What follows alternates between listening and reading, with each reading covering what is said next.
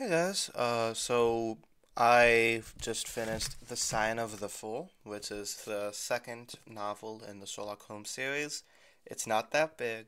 This is just the entire Sherlock Holmes. It looks bigger than it is. It's like really tiny actually. It only took me 5 days to read, which is, most books takes me like 2 or 3 weeks to read. Unless I like George R. R. Martin, then it takes me 2 months to read. So I actually enjoyed this book, not as much as the first one. I just feel like the first one's too iconic.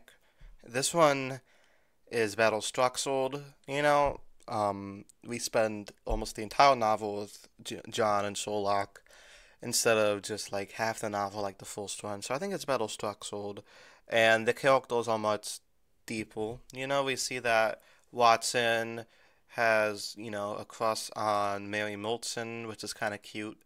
And Sherlock, you know, the book starts with Sherlock was snorting cocaine. Well, I guess he humanized him. It's nice of like Arthur Conan Doyle to show the character's weakness.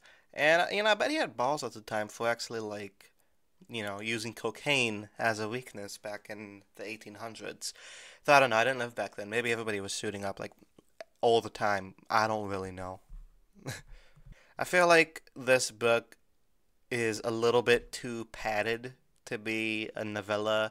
It could have been a short story, but I feel like, it was okay. I feel like it could have been like maybe 40 pages less and it would have been fine. But when you read these books, you kind of get lost in the prose. A lot of old books for me don't really feel like I can't understand them. Shakespeare. I don't like him because I just can't understand the references. But I feel like, the classics I've been reading lately, which have been Gone with the Wind, this, and now I'm reading The Hobbit.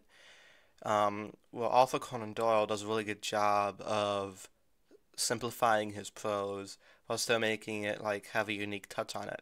And it's very like it aged very well because if it came out today, I feel like nobody would question it. It's just that well written and that attainable, like that approachable as a novel. Sherlock Holmes is kind of an unlikable protagonist. He's just really cold. He's kind of an asshole, very arrogant. He doesn't really think of others that much, except, he does care about John.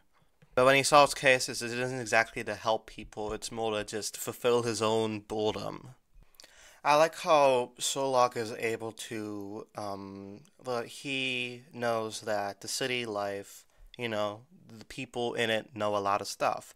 So he often goes to like, I don't know if they're like homeless or just very poor, but the street kids, and he pays them for information, and that's fairly like, that's very thinking outside of the box. You wouldn't really see that many detectives do that, but he has his own like, he has his own people he keeps going to, and they're very reliable because they were also in the first book. I felt like the mystery wasn't like the most appealing thing ever. It was just kind of like, I don't know. It's kind of a slog to get through. Like not not the story itself, but just kind of the mystery aspect of the story. I was much more invested in the relationship between Watson and Mary. I mean, obviously, I've seen Sherlock, the TV show, so I know they end up together, but obviously, this is very different because Mary's not like an assassin in this, I don't think. I like the whole, like, thing where Watson is afraid to ask her out because people like sees his voice, he think he's just kind of mooching off her father's money, and then after she doesn't get the money, he's like, "Well, I guess I gotta ask her out now." That was kind of funny, but also really sweet because he doesn't want her to think that like he would be taking advantage of her. So it's kind of nice how they end up together. And Sherlock still, he has nothing but cocaine to pacify him, so that's kind of sad. So yeah, not as good as the first one, but still enjoyable. I'm gonna give it a C plus. Let me know what you guys are thinking down in the comments below. So next up in my Sherlock reading is The Adventures of Sherlock Holmes, which is not a novel, but a collection of 12 short stories. So I thought instead of making like one long video about all 12 short stories, I feel like that just get really messy.